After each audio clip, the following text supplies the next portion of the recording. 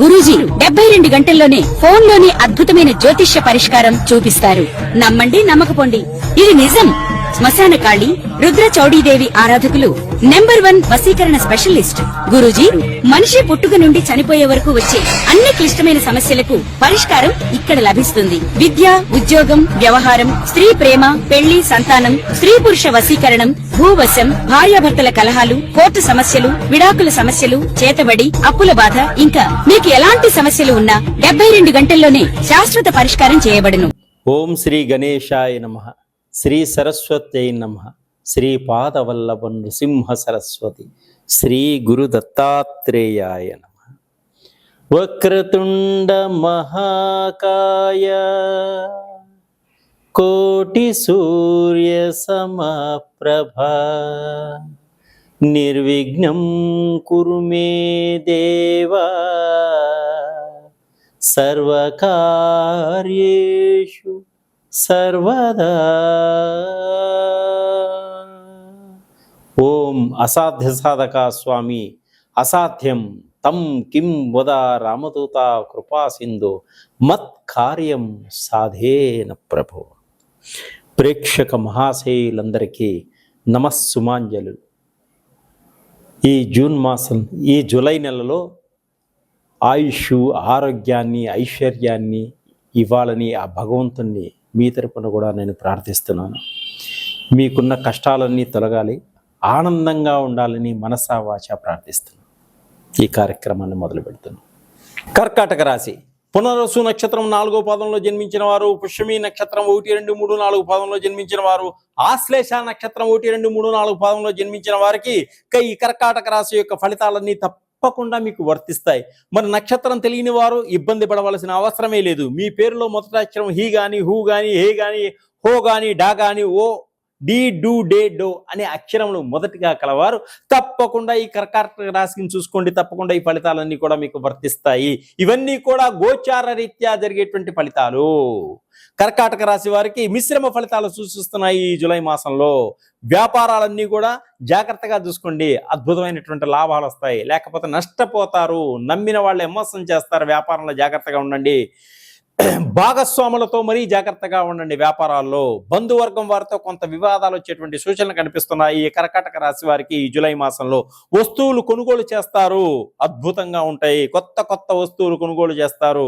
ఎప్పటి నుంచో కొనుగోలు చేయాలనుకుంటున్న వస్తువులు కూడా మీకు కంటపడతాయి. ఓర్పు సహనంతో ఉండండి. ప్రతి పనిలోనూ విజయాన్ని సాధించడం జరుగుతుంది. సోదరీమణులతో ఆస్తి పరంగా కొంత గొడవలు వచ్చేటువంటి సూచనలు కనిపిస్తున్నాయి. అన్నదమ్ముల మధ్య కానీ, అక్క చెల్లెల మధ్య కానీ ఆస్తి పరంగా కొంత వివాదాలు వచ్చేటువంటి సూచనలు ఉన్నాయి. కాబట్టి ఆలోచించండి, గొడవలు పడకండి. అలాగే అప్పులన్నీ కూడా ఎవరికి పడితే వాళ్ళకి ఇవ్వకండి, తిరిగి రావు. ప్రేమ వ్యవహారాలు చాలా జాగ్రత్తగా ఉండండి. చెడు స్నేహితులకు దూరంగా ఉండండి. బంధువులతోటి కొంత జాగ్రత్తగా ఉండండి. వివాదాలు వచ్చేటువంటి సూచనలు కనిపిస్తున్నాయి. శుభకార్యాల్లో పాల్గొంటారు. బంధువర్గంతో కూడా కొంత కలిసి నడుచుకుంటారు. చెడు పనులకు దూరంగా ఉండండి. చెడు వ్యవహారాలకి దూరంగా ఉండండి. కష్టపడకుండా డబ్బు రావాలనేటువంటి ఆశ మటుకు వదిలేయండి. కష్టపడితేనే డబ్బు వస్తుంది. లక్ష్మీదేవిని ఆహ్వానించండి. తప్పకుండా మీరు ధనవంతులు అయ్యేటువంటి సూచనలు కనిపిస్తున్నాయి. గవర్నమెంట్ ఉద్యోగస్తులు చాలా జాగ్రత్తగా ఉండండి. మీ ఒక బాధ్యతగా ఉండండి. లంచాలు తీసుకోకండి. పట్టుబడేటువంటి సూచనలు కనిపిస్తున్నాయి. చాలా జాగ్రత్తగా వ్యవహరించుకోండి. అనారోగ్య సమస్యలు కూడా సడన్ గా వచ్చేటువంటి సూచనలు ఉన్నాయి. ఆరోగ్యవంతులుగా ఉన్నాం కదా అని ఏవి పడితే తినకండి. ఆరోగ్యాన్ని కాపాడుకోండి. ఈ నెల డబ్బు బాగా ఖర్చు పెట్టగలుగుతారు. డబ్బు రావడం కూడా అలాగే ఉంటుంది. విదేశాల్లో ఉద్యోగాల కోసం ప్రయత్నం చేస్తున్న వారికి తప్పకుండా వీసాలు వస్తాయి. ఆర్థిక పరంగా స్నేహితులు, కుటుంబంలో ఉన్నటువంటి వారు మీకు సహాయ సహకారాలు అందించడం జరుగుతుంది. వివాహాది ప్రయత్నాలన్నీ కూడా సఫలీకృతం అవుతాయి. పిల్లల కోసం చేసేటువంటి ప్రయత్నాలన్నీ కూడా తప్పకుండా సఫలీకృతం అవుతాయి. అలాగే రాజకీయ నాయకులకు ప్రత్యర్థుల వలన కొంత జాగ్రత్తగా ఉండండి. ఇబ్బందులు కలిగేటువంటి సూచనలు ఉన్నాయి. భార్యాభర్తల మధ్య వివాదాలు వచ్చేటువంటి సూచనలు ఉన్నాయి. కాబట్టి చాలా జాగ్రత్తగా వ్యవహరించుకోండి. మద్యపానానికి దూరంగా ఉండండి. అలాగే విదేశీ ప్రయాణాలు వాయిదా వేసుకోండి. కొన్ని సందర్భాల్లో దుర్మార్గులకు డబ్బు అవకాశాలు ఇవ్వకండి. పరస్త్రీ వ్యామోహం వల్ల కొంత డబ్బు కూడా నష్టపోయేటువంటి సూచనలు ఉన్నాయి. కాబట్టి పరస్త్రీలతోటి చాలా జాగ్రత్తగా వ్యవహరించుకోండి. ఆఫీసులలో దురుస్తనాన్ని తగ్గించుకోండి, మాట దురుస్తనాన్ని తగ్గించుకోండి, మీ ప్రవర్తనని మార్చుకోండి, తొందరపాటుతనంతో ముందుకు వెళ్ళకండి, జాగ్రత్తగా నడుచుకోండి. కుటుంబంలో పెద్దలను గౌరవించండి, పెద్దల యొక్క సహాయ సహకారాలన్నీ మీరు తీసుకోండి, తప్పకుండా విజయాన్ని సాధిస్తారు. మీరు పని చేస్తున్న వారు కింద వారు కఠినంగా మాట్లాడతారు. మీరు ఎవరి దగ్గర అయితే పని చేస్తున్నారో అధికారులు కాకుండా మీ కింద పని చేసేవాళ్ళు కఠినంగా మాట్లాడటం వల్ల మీరు బాధపడతారు, వారి మీద కఠిన చర్యలు తీసుకోవడం కూడా జరుగుతుంది. తల్లిదండ్రుల మాట వినండి, వారి యొక్క ఆశీస్సులు తీసుకోండి. కొత్త పరిచయాల వలన కొన్ని ఇబ్బందులు కలిగేటువంటి సూచనలు, స్త్రీలకు పురుషులు, పురుషులకు స్త్రీలు, కొత్త కొత్త పరిచయాలు జరిగేటువంటి సూచనలు కనిపిస్తున్నాయి. మానసిక శాంతి కోసం ముందుకు వెళ్ళడం జరుగుతుంది.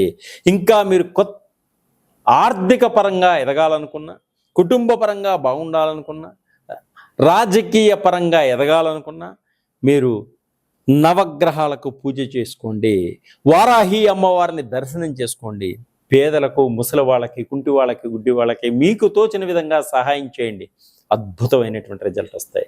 మీరు వ్యక్తిగత జాతకాలు ఏమన్నా తెలుసుకోవాలి అనుకుంటే తప్పకుండా నన్ను సంప్రదించండి, నా నెంబర్ని సంప్రదించండి. అద్భుతంగా నేను మీకు సహకరించగలుగుతాను. మీకు ఉన్నటువంటి కష్ట నష్టాలన్నీ కూడా తీర్చగలిగేటువంటి శక్తి ఆ భగవంతుడు నాకు ఇచ్చాడు. సర్వే జనా సుఖినో భవంతు. ప్రేక్షకులందరికీ నమస్కారం. ఆషాఢ మాసం వచ్చింది. ఆషాఢ మాసంలో అంగరంగ వైభవంగా చేసుకునేటువంటి తెలంగాణ ప్రాంత బోనాలు పండుగను కనులారా చూద్దాం. ఈ తెలంగాణ ప్రాంతంలో అమ్మలను గన్న అమ్మ ఆ జగన్మాతను భక్తి శ్రద్ధలతో కొలుస్తారు ఈ తెలంగాణ ప్రాంత ప్రజలు. ఈ పండుగ అద్భుతంగా ఉంటుంది. ఆ జగన్మాతను బోనాన్ని సమర్పిస్తారు. ఇది ఈ తెలంగాణ యొక్క సాంప్రదాయం. బోనం అంటే భోజనం అని అర్థం. ఆ సమయంలో అమ్మవారు పుట్టింటికి వస్తారట. అమ్మలను కన్నా అమ్మకు, ఆ జగన్మాతకు, శక్తి స్వరూపిణికి సారిని సమర్పించుకుంటారు ఈ ప్రాంత ప్రజలు. ఆ తల్లి చల్లని చూపులు మా మీద ఉండాలి అనేటువంటి ధోరణిలో ఉంటారు. ఒకప్పుడు తెలంగాణ ప్రాంతంలో ప్రేగు మహమ్మారి వచ్చి చాలామంది చనిపోవడం జరిగింది. ఆ సమయంలో ఆ అమ్మవారిని ప్రార్థించారు, అమ్మా ఈ యొక్క వ్యాధి నుంచి మమ్మల్ని కాపాడు తల్లి అని ప్రార్థించారు. అప్పుడు ఆ అమ్మవారు ఆ ప్లేగు వ్యాధిని పారద్రోలారు. అప్పటి నుంచి కృతజ్ఞతగా ఈ బోనాలు పండుగను చేసుకుంటూ ఉన్నారు. తెల్లవారుజామున నిద్రలేసి ఆడపడుచులు తలారా స్నానం చేసి కొత్త వస్త్రాలను ధరించి అమ్మవారి వద్ద కొత్త పొయ్యిని తీసుకుని అక్కడ కొత్త కుండలో బియ్యాన్ని, పాలుని, బెల్లాన్ని వేసి పాయసాన్ని చేస్తూ పైన చుట్టూ వేపాకులను పెట్టి దాని మీద మరొక కొత్త కుండను ఉంచి రంగురంగులుగా తీర్చిదిద్ది దానిపైన దీపాన్ని వెలిగిస్తారు. అలా వెలిగించిన దీపం తోటి ఆ కుండలని తలపై ధరించి అమ్మవారు ఉన్నటువంటి గోలుకొండ కోటకు బయలుదేరుతారు. గోల్కొండ కోటలోని జలదాంబిక ఆలయంలో మొదలైనటువంటి ఈ యొక్క బోనాలు సికింద్రాబాదు, ఉజ్జయిని, మహంకాళి, లాల్ దర్వాజా, సింహవాహిని ఆలయాల్లో పలు ప్రాంతాల్లో సాగుతాయి. అక్కడికి వెడతారు ఆ ప్రాంతాల్లో ఉన్నవారు. డప్పుల మోతలతో, గజ్జల సవళ్లతో, పోతరాతుల విన్యాసాలతో వేడుకగా జరిగే ఈ ఉత్సవాలే తెలంగాణ ప్రాంతంలోని బోనాల పండుగ. రంగరంగ వైభవంగా, కన్నుల పండుగ. ఆత్మీయులు, బంధువులు అందరూ కలుసుకుని ఏకంగా ఈ పండుగను సాగించుకుంటారు ఈ తెలంగాణ ప్రాంతంలో. ఈ పండుగ దుష్ట శక్తులను పారదోడుతుందని మరియు సమాజ శ్రేయస్సు కోరుతుందని నమ్మకం. బోనాల పండుగ మహిళలు ఎక్కువగా పాల్గొంటారు. మహిళలు బోనం తయారు చేసి ఆ కుండను తలపైన అమ్మవారికి సమర్పించేదాకా వాళ్ళు ఉపవాసం ఉంటారు. అమ్మ దగ్గరకు వచ్చి అమ్మకి సమర్పించి ప్రసాదాన్ని స్వీకరించుకుంటారు. ఈ పోతరాజుల విన్యాసాలను చూస్తారు. తర్వాత బోనం ఎత్తుకున్న తర్వాత వీళ్ళు చేసేటువంటి నృత్యాన్ని అద్భుతంగా ఉంటుంది.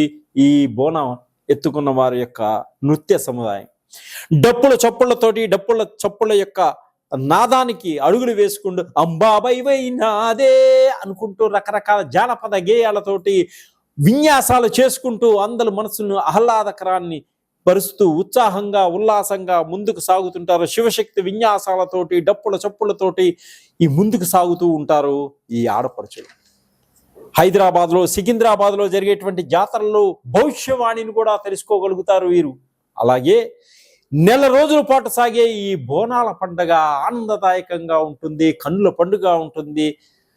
ప్రతి వారికి కూడా ఈ బోనాలు చేసుకోవాలన్నటువంటి ఆశ ఆహ్లాదం కలుగుతుంది. మనసులో ఉన్న కోరికని అమ్మవారి చెప్పుకొని ఆ కోరిక తీరిన తర్వాత ఈ బోనాల పండుగ చేసుకోవడం జరుగుతుంది.